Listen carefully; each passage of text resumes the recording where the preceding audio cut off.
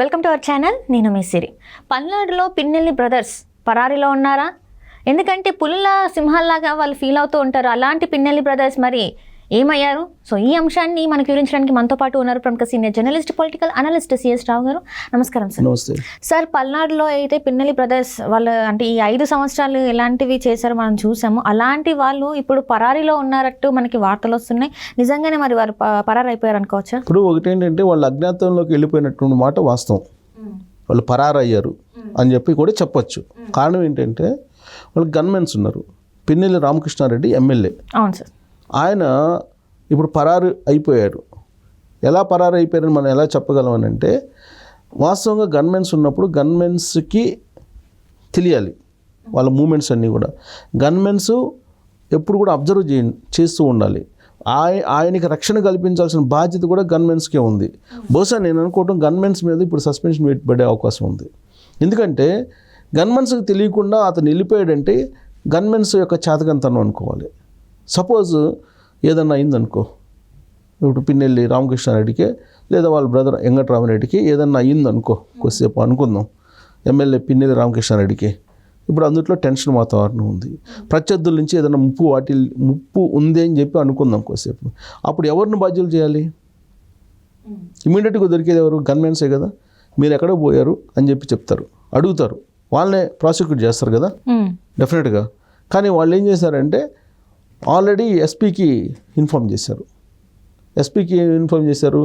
పిన్నెల్లి రామకృష్ణారెడ్డి అజ్ఞాతంలోకి వెళ్ళిపోయారు, ఎక్కడికి వెళ్ళిపోయారు తెలియట్లేదు అని చెప్పి వాళ్ళే అఫీషియల్గా తెలియజేశారు. అందుకే పిన్నెల్లి రామకృష్ణారెడ్డి ఆయన బ్రదరు ఇద్దరు పరారులో ఉన్నారు అని చెప్పి మనం అనడానికి ఎలాంటి సందేహం లేదు.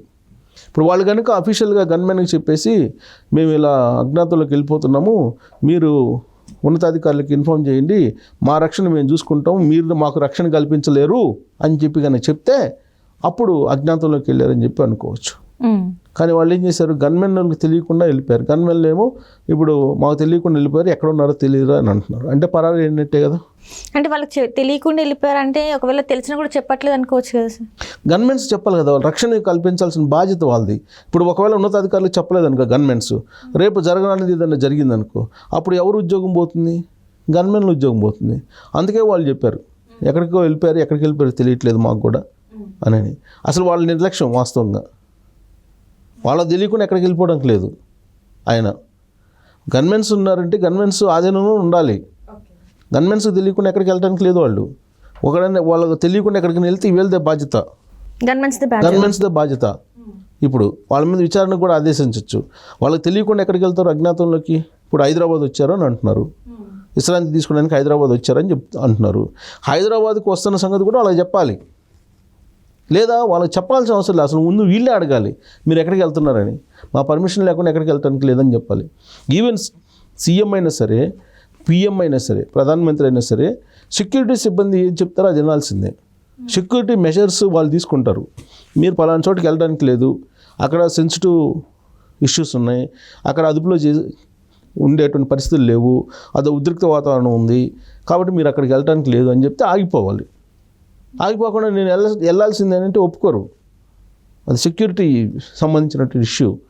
చీఫ్ సెక్యూరిటీ ఆఫీసరు ఏది చెప్తే అది వినాల్సిందే. వినకుండా వెళ్తే మాత్రం అది ప్రమాదానికి గురి చేయొచ్చు. దానికి బాధ్యులు వీళ్ళే అవుతారు. వాళ్ళు గారు అసలు వాళ్ళు వీళ్ళే అవుతారు. సో కాబట్టి ఖచ్చితంగా సెక్యూరిటీకి సంబంధించినటువంటి మెజర్మెంట్స్ తీసుకోవాలి. ఇప్పుడు గత 3 రోజుల నుంచి పల్నాడులో జరుగుతున్నటువంటి సిచ్యువేషన్ మనం చూస్తున్నాం. అక్కడ ఏజెంట్లు కూర్చుంటే, ఏజెంట్గా కూర్చోకపోతుంటే మంజుల అనేటువంటి ఒక మహిళ, తెలుగుదేశం పార్టీకి సంబంధించిన మహిళ గొడ్డలతోటి నరికి వెళ్ళారు. అదేమంటే పల్నాడు పులి, పల్నాడు సింహాలని చెప్పుకుంటారు ఈ పిన్నెల్లి రామకృష్ణారెడ్డి అలాగే వాళ్ళ బ్రదరు. అసలు ఎవరైనా లేడీస్ని కొడతారా? అంటే మనం గతంలో మాట్లాడుకున్నాం, అంటే రాయలసీమ ఇట్లాంటి ఆంధ్రాలో ఏంటంటే ఆడవాళ్ళకి ఎక్కువ విలువిస్తారు, గౌరవం ఇస్తారని. ఈరోజు అది కూడా లేదని వాళ్ళు ప్రూవ్ చేసినట్టే కదా. అంతే కదా. మహిళలను కొట్టేది ఏంది? అసలు మహిళల మీద దాడులు చేసేది ఏంది? ఇప్పుడు వాళ్ళు మహిళల మీద గొడవలు తీసుకుని కొట్టారు, అది మొత్తం దేశం మొత్తం తెలిసింది. దానివల్ల నష్టపోయేది ఎవరు? వాళ్ళే కదా. కేసులు పెడతారు, ప్లస్ వాళ్ళకి అసలు మహిళలను కొట్టడం ఏంటి అని చెప్పి అడుగుతారు కదా. అదేమంటే మేము పల్నాడు పులుని, పల్నాడు సింహాలు అని చెప్పుకుంటుంటారు ఇట్లు. ఇప్పుడు ఏమైంది? ఇప్పుడు తెలుగుదేశం వాళ్ళు ఇళ్ళ మీదకి వెళ్ళి వీళ్ళు అనుచరులు కొట్టించారు. వాళ్ళు తిరగబడే సమయానికి వీళ్ళు పరారయ్యారు. నిలబడాలి కదా మరి, పుల్లు అంటే నిలబడాలి, పిల్లులు అంటే నిలబడాలి కదా. ఊరు వదిలిపెట్టి పరారయ్యారు అని చెప్పి ఇప్పుడు అజ్ఞాతంలో పోయారని చెప్పి గన్మెన్సే చెప్తున్నారు.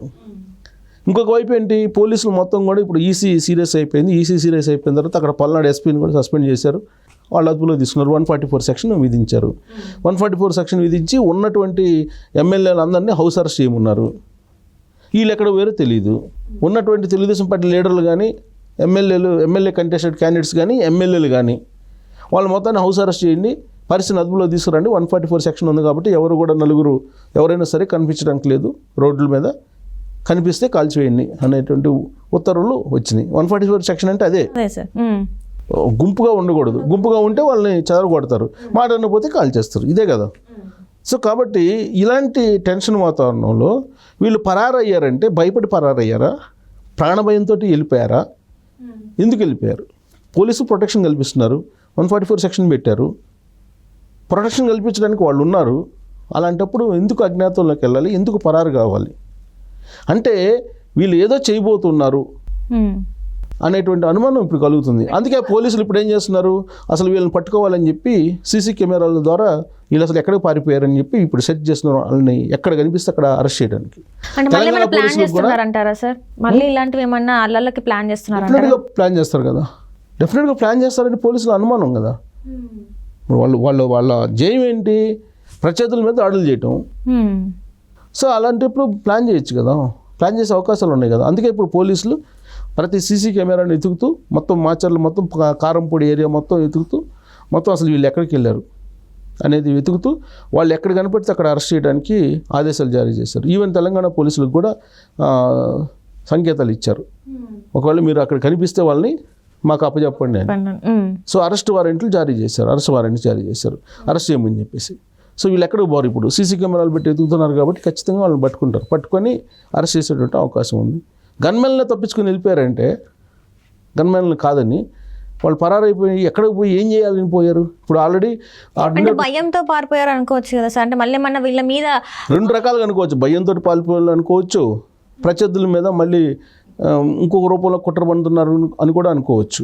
సో అసలే వాళ్ళ పోలీసులు అక్కడ సెర్చ్ చేశారు గురువారం రోజు. సెర్చ్ చేసినప్పుడు ఏమైంది, వాళ్ళ ఇంట్లో వాళ్ళ ఇళ్ళలో మొత్తం బాంబులు రసాయన బాంబులు ఇవన్నీ కనిపించాయి. వాటన్నిటిని పోలీసులు స్వాధీనం చేసుకున్నారు. అంటే ఒక పెద్ద కుట్రకైతే కొన్ని అల్లర్లు సృష్టించడానికైతే రెడీ అయ్యారు కదా వాళ్ళు. అదంతా ఇప్పుడు దానికి బాధ్యులు ఎవరు? బాధ్యులు వీళ్ళే కదా, వీళ్ళ మీద కేసు పెట్టి విచారించాలి కదా. ఆ విచారించడానికైనా వీళ్ళని అరెస్ట్ చేయాలి. ఇప్పుడు కీలకంగా ఇళ్లల్లో అంత పెద్ద బాంబులు పెట్టుకొని రసాయన బాంబులు పెట్టుకొని ఉన్నారని అంటే ఎవరి మీద దాడి చేయడానికి, ఎందుకు దాడి చేయడానికి, ఎప్పుడు దాడి చేయడానికి, ఆ ఇన్ఫర్మేషన్ మొత్తం కావాలి కదా. ఇన్ఫర్మేషన్ కావాలంటే వీళ్ళని అరెస్ట్ చేయాలి, వీళ్ళని అరెస్ట్ చేయాలంటే వీళ్ళు లేరు, వీళ్ళు అజ్ఞాతంలోకి వెళ్ళిపోయారు. కాబట్టి వీళ్ళని ఖచ్చితంగా పట్టుకొస్తారు పోలీసులు. సీసీ కెమెరాలతో సెర్చ్ చేస్తున్నారు. ఆ సెర్చ్ చేసిన తర్వాత ఐడెంటిఫై చేసి వీళ్ళని అరెస్ట్ చేసి అసలు ఆ కుట్ర ఎవరిని బరినారు, అల్లర్లు చేయమని కుట్ర ఎక్కడ జరిగింది, ఎవరు చెప్పారు, ఎందుకు చెప్పారు, ఏ రోజు చేయాలని మీరు కుట్రకి ఈ బాంబులన్నీ పెట్టారు, ఇవన్నీ బయటకు రావాలి. బయట రావాలంటే వీళ్ళు పరారులో ఉన్నారు. పరారులో ఉన్నటువంటి వాళ్ళని పోలీసులు బస్సు అరెస్ట్ చేయొచ్చు అని చెప్పి అనుకుంటున్నారు. అరెస్ట్ అయితే కానీ దీంట్లో ఉన్నటువంటి కుట్ర బయటకు రాదు. Right sir, right. Thank you so much sir. Thank you.